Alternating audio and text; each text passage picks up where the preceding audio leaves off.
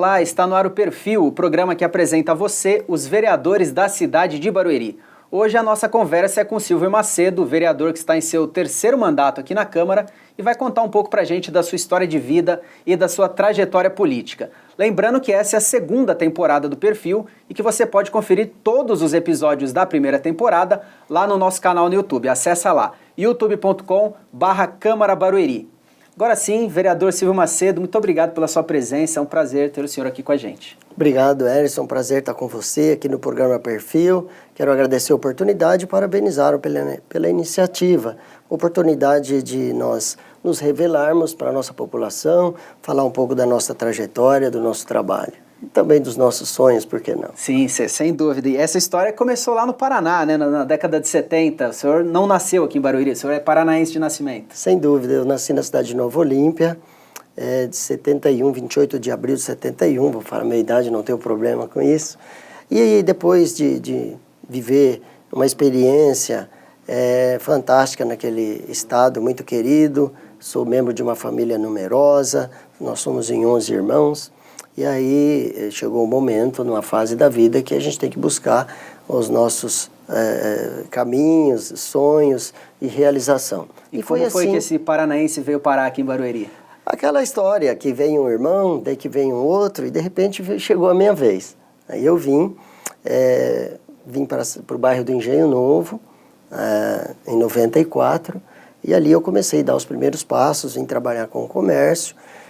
Antes eu passei uns dias em Curitiba e falei assim, vou viver nessa cidade, Curitiba é o meu lugar.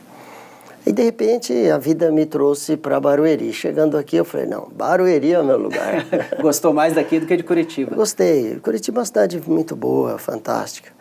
Mas quando eu cheguei em Barueri eu decidi ficar por aqui. Se sentiu em casa, foi aqui mesmo? Sim, foi muito bom. Como é que foi esse início aqui? Como era Barueri naquela época, né? O que o senhor encontrou quando chegou aqui e escolheu essa cidade para viver? Olha, Barueri em 94 ainda estava em desenvolvimento, muitas coisas que a gente vê hoje não existia. Eu vim trabalhar com comércio, né? Trabalhei 10 anos com comércio de frutas e verduras. E ali naquele bairro, um bairro grande, uma comunidade desafiadora, né? Naquele momento tinha mais violência, mas também tinha muitas famílias que nos acolheram, fiz muitas amizades ali. E comecei a trabalhar no engenho, eu fazia compra no Ceasa, preparava todo o material, trabalhava com hortifrutis e legumes e afins. E eu comecei a percorrer os bairros da cidade de Barueri, vendendo frutas e verduras. Não tinha um ponto fixo, era um vendedor que andava pela cidade? Eu tinha um ponto fixo, mas no desenvolvimento, na evolução, eu comecei também a sair. Comprei um caminhão, comecei a andar pelos bairros da cidade. E aí eu fui conhecendo Barueri, o povo, fazendo amizades e também conhecendo os desafios. Enquanto trabalhava para vender o hortifruti, constituiu sua família aqui em Barueri também. Aproveita, por favor, para apresentar a sua família para a população. Sim. Eu comecei a trabalhar há alguns anos e comecei a frequentar a comunidade católica. Eu sempre tive uma base boa de fé, ensinada pelos meus pais, sobretudo pela minha mãe. Então, nós trabalhamos no Paraná com a comunidade Crisel de base, fui batizado lá. Então, a nossa vivência na igreja, ela veio do nosso berço, né? Da nossa infância. Mas chegando aqui eu me dediquei muito ao trabalho e acabei deixando um pouco a igreja do lado. Depois de umas experiências um pouco difíceis, sofri alguns assaltos, tive experiências bem ruins, aí eu decidi voltar para a igreja, conheci a renovação carismática, tive ali um encontro pessoal com Jesus, a minha experiência de batismo no Espírito Santo, e eu conheci a renovação carismática que me trouxe esse despertar da fé e da necessidade de buscar uma vivência mais alinhada com o Evangelho. E foi bem impactante. E foi ali que conheceu a sua atual esposa? Sim, eu conheci a Alcione no grupo de oração, tocando na comunidade, ela tocava violão e eu gostei muito. O senhor também toca algum instrumento? Toco violão. Toca violão? Toco violão. E ali nós começamos a servir no Ministério de Música juntos, e ali para o namoro foi um passo. E aí nós nos casamos ali na comunidade da Nossa Senhora da Esperança, no bairro do Jardim Esperança. Depois de 6 anos no Engenho Novo, eu mudei para o bairro do Tupãssi, onde eu moro até hoje. Gosto muito ali daquela região. Eu conheci um padre, o Padre Toninho, que me despertou algo que eu não tinha percebido, que é a capacidade ou a possibilidade de eu atuar na política. Foi ele que me deu esse start, né? Ele enxergou em mim algo que eu não tinha percebido, que eu poderia servir na política. Então, de alguma forma, essa sua ligação com a Igreja Católica, que vem de berço, como o senhor disse, foi o que te possibilitou ter esse contato com a população, que também já veio lá da época do comércio, mas que e esse padre ajudou aí te incentivar a entrar para a política institucional mesmo, para a política... De forma institucional. Começou num trabalho social na comunidade católica ali da Nossa Senhora da Escada. Nós criamos uma associação para atender melhor famílias que apresentavam problemas com o uso de dependência de álcool e outras drogas. O Padre Toninho nos convocou para um trabalho mais efetivo. Criamos, então, uma associação liderada pelo Padre Toninho, mais alguns leigos, algumas lideranças da nossa comunidade, e ali nós fomos dando os primeiros passos. Como que era esse trabalho social? Nós alugamos uma chácara, né, na cidade de Cotia, e atendíamos famílias ali na comunidade Nossa Senhora Aparecida, da paróquia Nossa Senhora da Escada. E tinha casos que era preciso internação.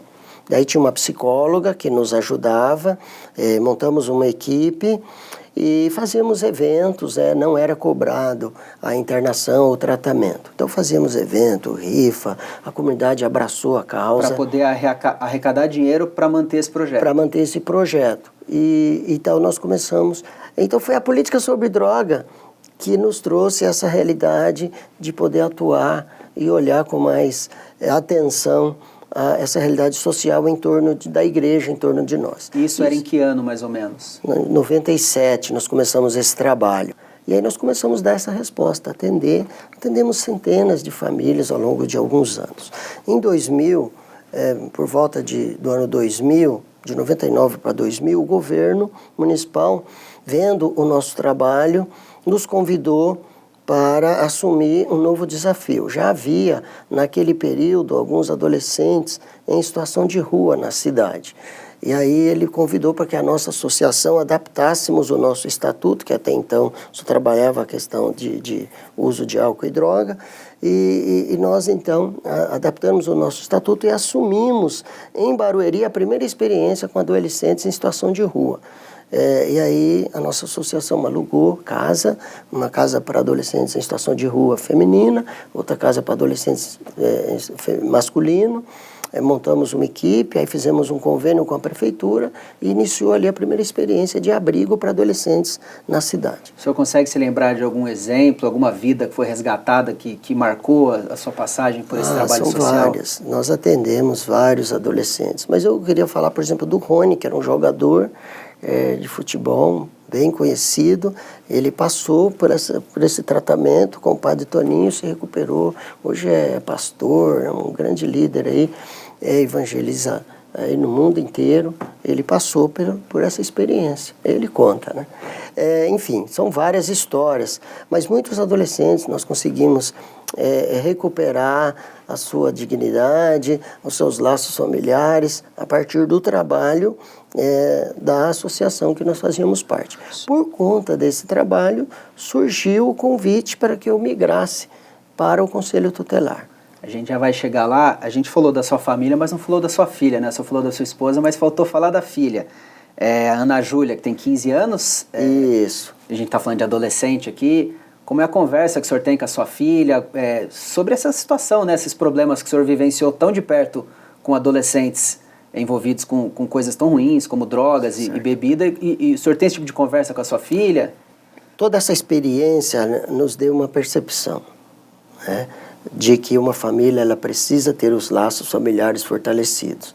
Então, eu me casei em 2003, a Ana Júlia nasceu em 2009, e ela sempre foi preparada, né, dentro do diálogo, da instrução, dentro da nossa casa, para aquilo que a vida ela oferece, de possibilidades, mas também de risco e de ameaças. Então a Ana Júlia é uma bênção, ela cresceu também como nós no ambiente da igreja. A mãe dela cantava do Ministério de Música gestante, depois ela nasceu, a irmã dela, a mãe servindo ali na igreja e ela do lado no carrinho, então ela se tornou coroinha, se tornou acólita, hoje ela é cerimoniária, hoje ela coordena um grupo de cerimoniários, dá formação, então ela viveu nesse ambiente que favoreceu o seu desenvolvimento. A Ana Júlia é tranquila, mas nós dialogamos bastante, orientamos sobre os riscos, sobre os relacionamentos, como que ela deve se portar, o uso das redes sociais, o uso do WhatsApp, então a gente pega no pé, a gente orienta, assistimos juntos aquela série Adolescentes que traz todos os riscos, né, do uso abusivo das redes sociais. Criar um adolescente hoje em dia é um desafio, né? Porque não é drogas, é o problema, claro, mas não só de droga, álcool, mas tem uma série de outras questões aí que impactam muito a vida deles, né? Sem dúvida. E ela a gente acompanha também os relacionamentos dela, as amizades, os amigos delas frequentam a nossa casa, quando ela vai em casa de amigos a gente acompanha, conhecemos os pais dos amigos delas, conversamos com eles, então a gente tem todo esse cuidado. Vereador, agora sim a gente volta a falar um pouquinho dessa sua entrada definitiva na política institucional, que começou com a experiência no Conselho Tutelar. O senhor teve 2 mandatos no Conselho Tutelar como conselheiro, mas eu vou te pedir para a gente voltar um pouquinho para ser bem didático e explicar para as pessoas o que é o Conselho Tutelar e o que faz um conselheiro tutelar. Por que eu aceitei o desafio de ser conselheiro tutelar? Porque eu sentia que os adolescentes, a partir da nossa experiência com abrigos de adolescentes em situação de rua, eles precisavam de orientação, precisavam trazer uma consciência para os pais na participação efetiva na educação dos filhos. E o papel do Conselho Tutelar é um papel de orientar pais sobre a sua responsabilidade, de cobrar dos pais a educação, acompanhar a educação dos filhos, de aplicar medidas protetivas para garantir os direitos da criança e do adolescente, proteger a criança de situações de risco em torno das suas relações.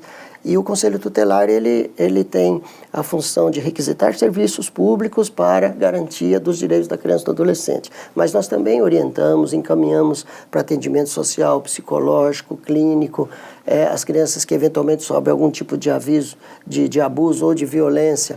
O Conselho Tutelar ele aplica as medidas protetivas, enfim. São várias medidas preconizadas lá no artigo 101 do Estatuto da Criança e do Adolescente. É muito diferente do trabalho que o vereador fazia lá com a igreja e depois com essa associação? Ou é só uma questão do Conselho Tutelar ser juridicamente constituído, ter mais respaldo como instituição mesmo? Olha, é interessante, é um complemento, né? Na comunidade católica, cristã, a gente tem todo um trabalho de orientação às crianças, às famílias, enfim. Mas o Conselho Tutelar, institucionalmente, ele tem o conselheiro tem o poder de executar as medidas para proteger, de requisitar serviços, de encaminhar aos órgãos de proteção, enfim. Mas é interessante porque a minha experiência na comunidade, ela ajudou na ação do Conselho Tutelar. Foi uma boa experiência esses 2 mandatos? Foi fantástico. A gente pegou, na época, eu assumi o conselho em 2003, nós tínhamos um conselho só, eu fui coordenador no 2º mandato, trabalhamos a articulação para criar um 2º Conselho Tutelar e foi uma bela de uma escola. Eu aprendi muito no Conselho Tutelar, atendi milhares de pessoas ao longo desses 5 anos, e meio no Conselho Tutelar, e o Conselho Tutelar me colocou num universo que até então eu não conhecia, né? Porque nós trabalhamos com escolas, conhecia a educação de perto, nós conhecemos a rede do governo, sobretudo no que tange a questão da política pública familiar. E ali eu fui percebendo aquilo que funcionava, mas também os desafios, aquilo que ainda precisava ser implantado. Vereadora, o tempo voa aqui, eu vou precisar fazer uma pausa para o nosso intervalo, mas antes eu vou deixar uma pergunta aí para o senhor refletir e responder quando a gente retornar. O conselheiro tutelar ele também é eleito pela população, né? Ele precisa ser votado para isso. Então, de alguma forma, foi a sua primeira experiência ali em pedir votos. Eu quero que você me responda, quando a gente voltar, a diferença que tem entre pedir votos para ser conselheiro e pedir votos para ser vereador, que foi uma outra experiência que o senhor teve, e a gente vai contar isso um pouco daqui a pouquinho. Boa. Então você não sai daí, a gente vai fazer uma pausa rapidinha para voltar aqui a nossa conversa com o Silvio Macedo. Até já!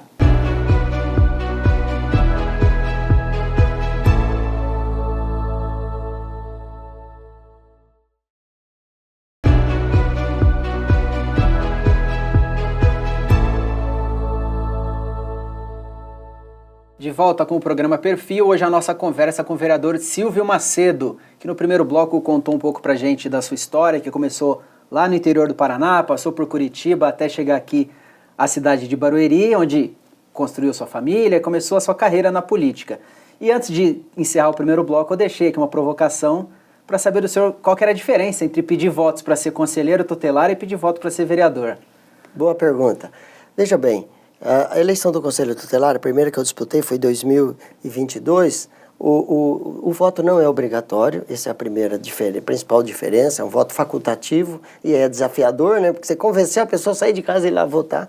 E tem uma outra coisa, a pessoa pode votar em até 5 conselheiros. Então você pode votar em 5 pessoas, não é como vereador que você só tem um voto. Mas não é uma chapa, você escolhe os 5 da sua preferência. Não pode caracterizar chapa, senão os órgãos de controle anulam a sua candidatura. Então eu disputei a primeira eleição, fiz parcerias ali no sentido de divulgar juntos com outros colegas, candidatos, e foi bom, uma experiência belíssima, e depois eu fui reeleito dessa maneira. Mas para vereador o voto é mais desafiador, porque o cidadão ele conhece várias pessoas, várias lideranças políticas, mas ele só pode escolher um para apoiar e para votar.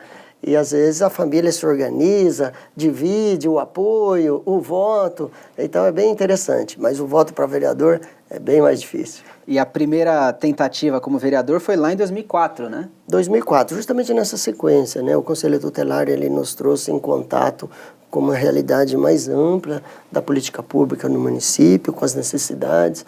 E aí o próprio Padre Toninho, que é quem me incentivou a estar no conselho, ele também me convocou. E a comunidade veio junto, apoiou. Na primeira eleição foram 998 votos, num cenário onde era 19 vereadores até 2000.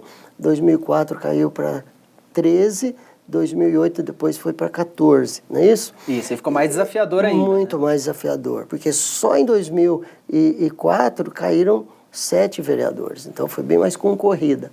Mas foi uma experiência belíssima. Como a votação foi alta, eu votei para o Conselho Tutelar, fui reeleito no Conselho em 2005, e aí em 2008 veio uma segunda experiência como candidato. A votação dobrou, foram 1.972 votos, mas ainda não foi suficiente. E aí, como a votação em 2008 ela dobrou de 2004, eu senti que estava no caminho certo. Falei, vou tentar mais uma. Mas na minha vida sempre foi assim, eu nunca tive nada muito fácil. E na eleição não foi diferente, eu só fui eleito na terceira. E aí eu falei, bom, já que estou aqui, vamos fazer valer. Essa 2012, terceira tentativa veio essa primeira eleição. Veio. Se confirmou com uma reeleição lá em 2016, também ampliando a sua votação mais uma vez. Sim. Mas aí na terceira, o que seria o seu terceiro mandato consecutivo, veio um revés. O senhor, apesar de ter conseguido aumentar a sua votação, não foi suficiente para eleger, né? Sim, sim.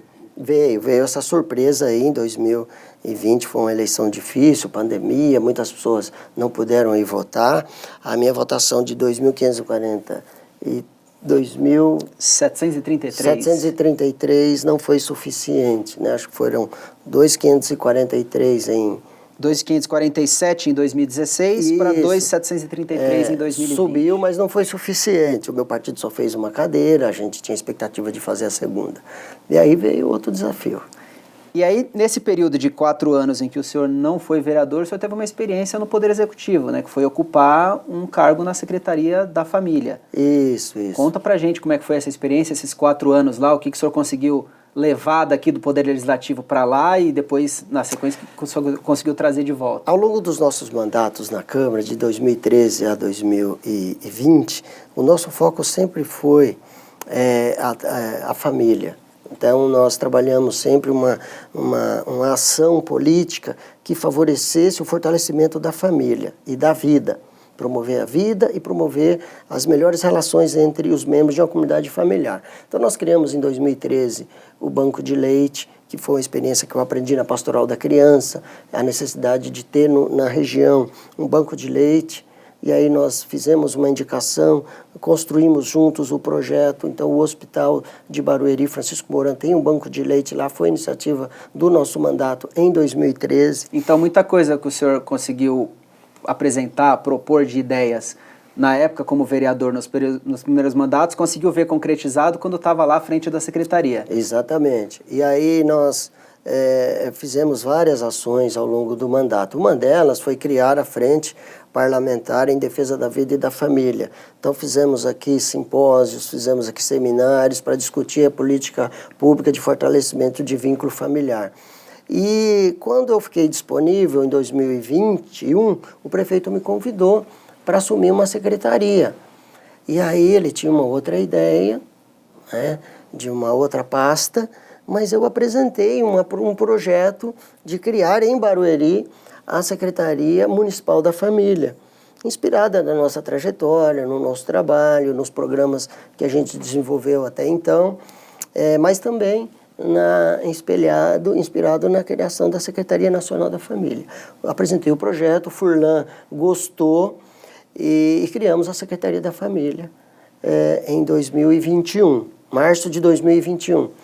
E foi a segunda cidade do Brasil a instituir uma secretaria exclusiva dentro da estrutura do governo para trabalhar política pública de fortalecimento de vínculos familiares. E que ações o senhor destacaria que conseguiu implantar lá durante a sua gestão?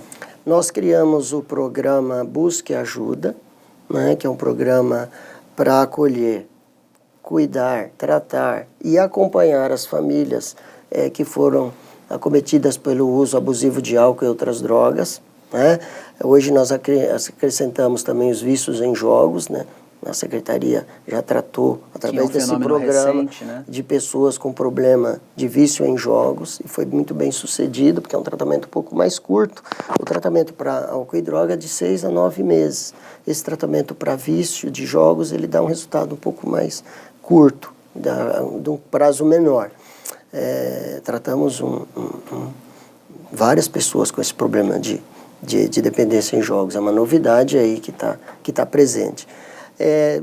Implantamos o programa, aí contratamos um instituto para tratar essa demanda do álcool e droga em parceria com a Secretaria de Saúde, e deu muito certo o programa Busque Ajuda. O adicto, ele é aquele que precisa de internação, ele vai para a comunidade terapêutica, faz o tratamento lá, e a família, ela é acompanhada pelo programa Busque Ajuda semanalmente. A família também precisa de uma atenção. Precisa de cuidado, né? Precisa de acompanhar esse tratamento, com palestras, orientações, rodas de conversas. Esse programa tem dado muito resultado. Vou voltar aqui um pouco para o Legislativo, agora a sua atuação como vereador. Como o senhor já disse, né, o seu mandato sempre foi muito dedicado a essa questão da família, esse cuidado de fortalecimento desses laços, desses vínculos familiares. E um dos problemas que o Brasil, e acredito que o mundo enfrente dentro da família, é a violência contra a mulher. E esse foi um assunto que teve também a atenção do mandato do senhor lá em 2019, que o senhor apresentou um projeto que se transformou numa lei municipal em que vítimas, ou melhor, pessoas condenadas por agressão domiciliar ou agressão à mulher são impedidas de serem nomeadas em cargos de confiança aqui na cidade de Barueri. Como que surgiu essa ideia? Foi alguma demanda que chegou até o senhor? Foi alguma proposta que o senhor viu e se interessou e tentou implantar aqui na cidade? Como é que foi isso? Ao longo desses anos, nós percebemos que muitas situações de uso abusivo de álcool e outras drogas, de gravidez na adolescência, de uma desorganização da estrutura familiar, muitas causas são a violência contra a mulher. E aí, em parceria com a Secretaria da Mulher, nasceu esse projeto para justamente, porque o nosso foco sempre foi a prevenção. Nós precisamos ter ação preventiva e ação, muitas vezes, de intervenção. Mas esse projeto, ele visa justamente trazer para a sociedade uma reflexão da importância de punir aqueles que cometem essa violência. Então, se a pessoa ele cometeu uma violência contra uma mulher, ele foi condenado, ele não pode ser contratado para cargos comissionados, porque ele vai servir a população, ele vai atender em nome do governo. E com esse histórico de condenação de violência, como é que ele vai poder atuar? Então, é uma maneira da gente coibir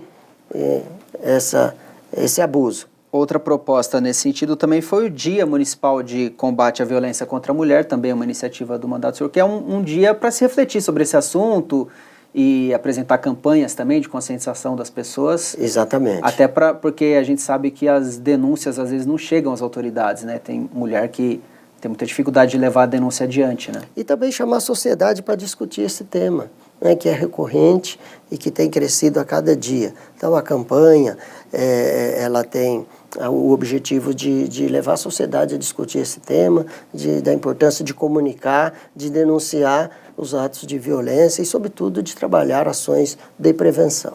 Vereador, a gente já está encaminhando aqui para o encerramento do nosso programa, mas eu não queria terminar antes de falar de um projeto importantíssimo também que o senhor apresentou já no comecinho desse seu terceiro mandato, que é o selo Barueri Azul para as empresas amigos das pessoas que estão no transtorno do espectro autista. Explica melhor para a gente esse projeto, por favor. Quando eu voltei para a Câmara, eu falei, bom, o retorno foi aqui, presidente das principais comissões, durante 4 anos eu fui presidente da Comissão Justiça e Redação, fui vice-presidente. Eu falei, qual a motivação para voltar para a Câmara depois dessa experiência anterior, tão bacana? E aí a gente acabou sendo eleito presidente da Comissão de Saúde. Eu sou presidente atual da Comissão de Saúde aqui na Câmara. E nós trabalhamos, estamos debruçados em cima dessa pauta. E eu tenho atendido muitas famílias atípicas, né? E nos chamou a atenção essa pauta do autismo que tem crescido. Na Secretaria também da Família, nós atendemos algumas dezenas de famílias e nós percebemos a necessidade de nós promovermos uma política mais inclusiva, mais acolhedora no município para o transtorno de espectro autista.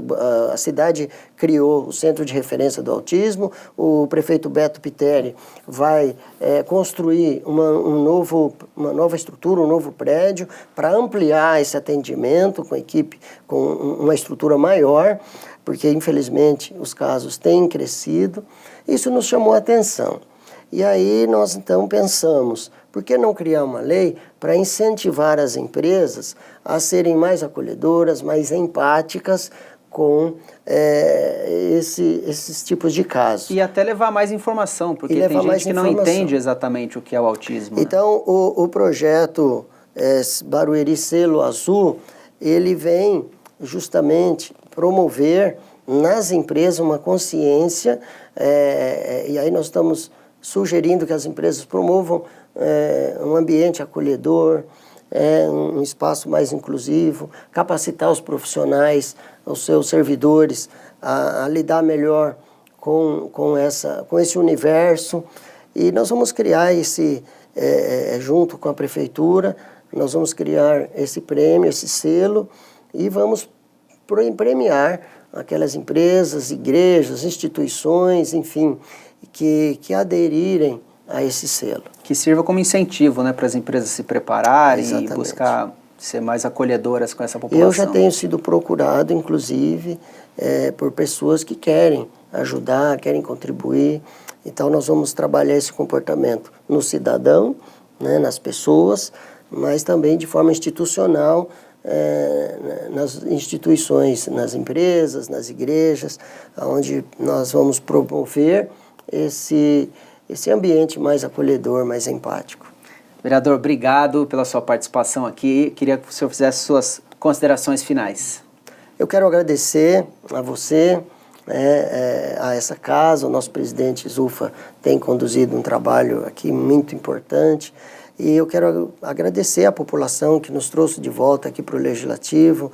Continue acompanhando o nosso trabalho, continue nos trazendo sugestões, incentivos, também a leitura adequada do que é a nossa cidade para nos ajudar a construir o nosso trabalho. Quero mandar um abraço a todas as pessoas que nos acompanham, a todas as pessoas que acreditam no nosso trabalho, e eu quero dizer para você, apesar em que pese as dificuldades que nós enfrentamos, mas nós precisamos continuar unidos, buscando soluções para oferecer para a nossa população cada vez mais uma cidade acolhedora, inclusiva, que possa promover oportunidades para o nosso cidadão, para as nossas famílias. Deus abençoe a todos e vamos em frente. Obrigado mais uma vez, vereador. E assim a gente chega ao fim de mais um programa Perfil. Obrigado pela sua companhia.